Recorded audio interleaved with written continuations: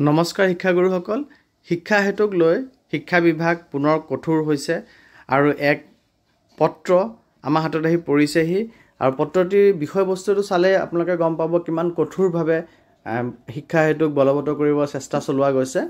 ইয়াতে লিখিছে final warning regarding non compliance and irregularities with Shiksha Setu যে শিক্ষা সেতু যিখিনি আদেশ দিয়া হৈছে শিক্ষা সেতুৰ ক্ষেত্ৰত তাক মানি নচলা আৰু শিক্ষা হেতুত কিছু ইৰেগুলাৰিটি দেখা পাইছে শিক্ষক শিক্ষয়িত্ৰীসকলৰ ফালৰ পৰা আৰু তাৰ ক্ষেত্ৰত এইটো এটা ফাইনেল ৱাৰ্নিং দিছে বুলি বিষয়বস্তুত উল্লেখ কৰিছে আৰু মই প্ৰথমতে আপোনালোকক জনাই দিওঁ যে এই নিৰ্দেশনাটি সমগ্ৰ অসমৰ কাৰণে নহয় এখন বিশেষ জিলাৰ কাৰণেহে নিৰ্দেশনাটি প্ৰকাশ পাইছে কিন্তু যেহেতু গোৱালপাৰা জিলা শিক্ষক শিক্ষয়িত্ৰীসকলৰ কাৰণে এনে ধৰণৰ কঠোৰ নিৰ্দেশনা প্ৰকাশ পাইছে সেই বিষয়ে আমি সকলো অৱগত হোৱাটো প্ৰয়োজন বুলি অনুভৱ কৰি ভিডিঅ'টি মই প্ৰস্তুত কৰিছোঁ আৰু ইয়াত কোনখিনি কথা কৈছে বা কোনখিনি কথাৰ ক্ষেত্ৰত কঠোৰ সিদ্ধান্ত ল'ব গৈ আছে সেই মেইন কথাখিনি মই আপোনালোকক জনাম এনে ভিডিঅ'টো দীঘলীয়া নকৰোঁ ডাইৰেক্টলি 1 নম্বৰ পইণ্টত কৈছে যে এনচিঅ'ৰ 100% attendance entry of all students and teaching staff daily in শিক্ষা সেতু উইদাউট ফেইল 100% শিক্ষক আৰু ছাত্ৰ ছাত্ৰীসকলৰ এটেণ্ডেন্সটো এনচিঅ'ৰ কৰিবলৈ নিশ্চিত কৰিব লাগিব প্ৰতিখন বিদ্যালয়ৰে প্ৰধান শিক্ষকে আৰু লাষ্ট এণ্ড ফাইনেল ৱাৰ্নিং দিছে বুলি ইয়াত উল্লেখ কৰি দিছে আৰু তাৰপিছত কৈছে ইন আৰু আউট টাইম ষ্ট্ৰিক্টলি মনিটৰ কৰিব লাগিব বিদ্যালয় প্ৰধানে পৰ্টেলৰ জৰিয়তে যাতে ইন টাইম অৰ্থাৎ ৰাতিপুৱা সময়ত এটেণ্ডেন্স আৰু আউট টাইম অৰ্থাৎ ছুটিৰ সময় এটেণ্ডেন্স দুইটাই যাতে দিয়ে আৰু 3 দিনৰ কাৰণে যদি কাৰোবাক ইৰেগুলাৰিটি দেখা পায় কোনোবা ষ্টাফক একেলেথাৰে 3 দিনৰ কাৰণে তেতিয়াহ'লে হেতু যাতে হেড অফ দা ইনষ্টিটিউচনে প্ৰধান শিক্ষকে লগে আণ্ডাৰ সাইনক যাতে ইনফৰ্ম কৰে যাতে ডিসিপ্লিনাৰি একশন ল'ব পাৰে আৰু তাৰপিছত কোনোবা শিক্ষকে আউটসাইড স্কুল প্ৰেমিসিছ অৰ্থাৎ বিদ্যালয় চৌহদৰ বাহিৰত আমাৰ যিমানখিনি ৰেঞ্জৰ ভিতৰত এটেণ্ডেন্স লয় দূৰৰ পৰা বাহিৰৰ পৰা এটেণ্ডেন্স দিয়ে তেনেধৰণৰ কৰা গম পোৱা গৈছে আৰু ইয়াক মিসকণ্ডাক্ট হিচাপে ট্ৰিট কৰিব আৰু তেনেধৰণৰ এমপ্লয়িজৰ নাম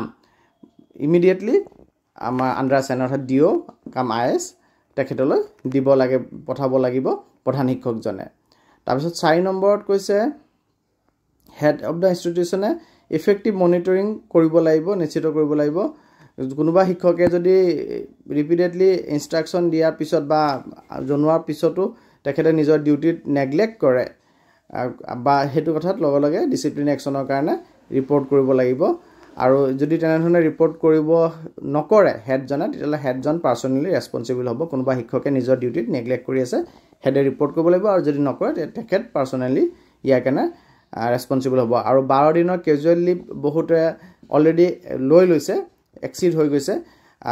তেনে ক্ষেত্ৰত আৰু ফাৰ্ডাৰ লিভ তেওঁ ল'ব নোৱাৰিব আৰু তেনেধৰণৰ শিক্ষকৰ লিষ্ট সাবমিট কৰিব লাগিব প্ৰধান শিক্ষকজনে যাতে ডিপাৰ্টমেন্টৰ যি একশন আছে সেইখিনি ল'ব পাৰে কোনোবা শিক্ষকে যদি 12 দিনতকৈ বেছি সিএল ল'ব গৈ আছে বা লৈ আছে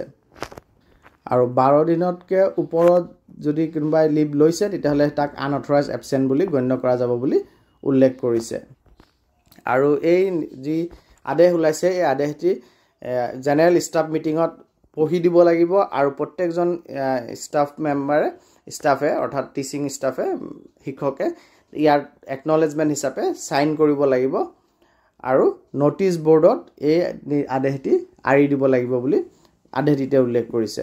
আৰু ক্লাষ্টাৰ লেভেল এটেণ্ডেন্স এছেছমেন্ট শিক্ষক আৰু ষ্টুডেন্টৰ মান্থলি বেসিছত সিআৰসি জনে কৰিব লাগিব আৰু যোনটো ক্লাষ্টাৰৰ এটেণ্ডেন্স সবতকৈ কম হ'ব লোয়েষ্ট এটেণ্ডেন্স থাকিব তেখেতক পাৰ্সনেলি ৰেসপন্সিবল কৰা হ'ব ল এটেণ্ডেন্সৰ কাৰণে অৰ্থাৎ সিআৰসি জনৰ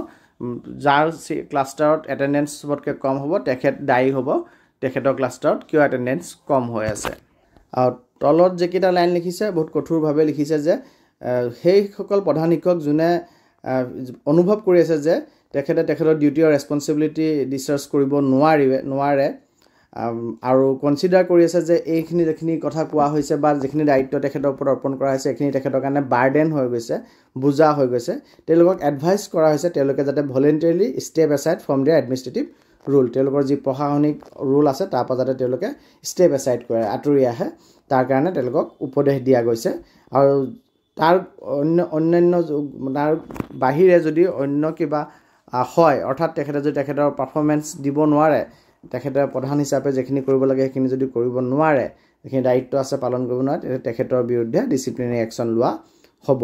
আৰু any deviation negligence or failure to comply the above direction shall invite strict administrative and disciplinary action as per rules no further excuses shall be entertainment আৰু কোনো ধৰণৰ কোনো এক্সকিউজ গ্ৰহণ কৰা নাযাব এতিয়াৰ পৰা একশন ল'ব গতিকে এই পত্ৰটি প্ৰধান শিক্ষকসকলক দিছে তেওঁলোকৰ যি ৰেসপন্সিবিলিটি তেওঁলোকৰ ওপৰত অৰ্পণ কৰিছে হেড অফ দ্য ইনষ্টিটিউচন হিচাপে সেই ৰেসপন্সিবিলিটি যাতে তেওঁলোকে ভালকে পালন কৰে আৰু বিদ্যালয়ত যাতে শিক্ষা হেতু যি এটেন্ডেন্স আছে সেই এটেন্ডেন্স ঠিকে থাকে হয় বিদ্যালয় যাতে সুন্দৰভাৱে পৰিচালিত হয় তাৰ কাৰণে এই পত্ৰ গোৱালপাৰা জিলাৰ Anup Kumar Das AES inspector of schools কাম ডিও গোৱালপাৰা তেখেতৰ ফালৰ পৰা প্ৰতিখন